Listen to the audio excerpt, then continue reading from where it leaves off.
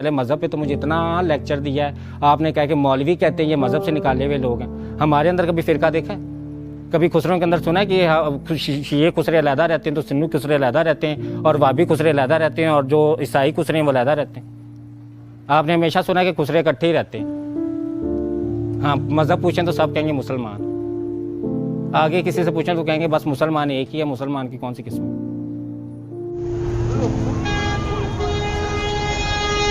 Camera on है, बता तो देंगे।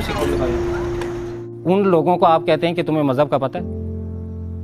हमें मज़हब सिखाने से पहले हमें सोचना तो चाहिए ना, क्या खुद फिरकों में बटे हुए और जो इकट्ठे होकर एक जगह पे रह रहे हैं उनको हम कह रहे हैं कि तुम लोगों में कोई फ़िरका क्यों नहीं भाई, तुम लोग फ़िरके में बटे हुए क्यों नहीं? और फिर अगर कोई फ़िरके में बटा हुआ है, हमारे माशरे में पहले लोग फ़िरके में बटे हुए, फ़िरके के बाद फिर वो अमीर गरीब में बटे हुए कि एक अमीर शिया एक गरीब शिया, एक अमीर सुन्नी है एक गरीब सुन्नी है, एक गरीब वाबी है एक अमीर वाबी।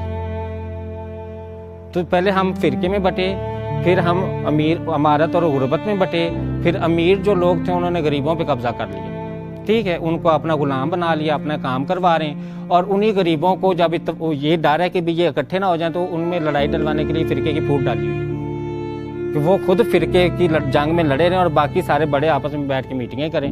वो आपस में एक दूसरे को कत्ल ना करें, वो मुज़ाकरात करें, वो बैठ के बामी मुज़ाकरात से मसला हल करें। तो जो गरीब बेचारा है जो उनकी गुलामी कर रहा है वो एक दूसरे को कत्ल व गारत में लगे रहें कि भाई फ़िरका कत्ल कर दो, इसको जीने ना देना, ये इंसान है इसको जीने ना देना, मार डालो इसको। तो इस दुनिया से इंसान ख़त्म होकर सारे मर गए तो कौन जहाँ पे जिएगा? किसने ज़िंदा रहना है? अपना झुंड जानवरों का देख लेना। इंसान को वो अल्लाह ताला कहता है निशानियाँ उनके लिए जो अकल रखते हैं। अगर हम इर्द गिर्द जानवरों को देखें ना, अल्लाह ताला ने जानवरों की झुंड बनाया ना, देखा कभी फ़िरके में लड़ते एक दूसरे को? देखा एक कुत्ता दूसरे को काट खा रहा हो, या एक कुत्ता दूसरे को कह रहा हो कि मैं तुमसे ज़्यादा अमीर हूँ, या एक कह रहा हो कि मेरा कद तुमसे ज़्यादा लंबा है? सारे इकट्ठे झुंडों में रह रहे हैं। मतलब दिखाने का क्या था कि ये सारे जो स्पीशीज़, एक स्पीशीज़ है ना वो झुंड में रहती है, तो इंसान की स्पीशीज़ भी एक झुंड में रहती ना। फिर इंसान भी इकट्ठे होकर रहते, लेकिन इंसान इकट्ठा होकर नहीं रहा।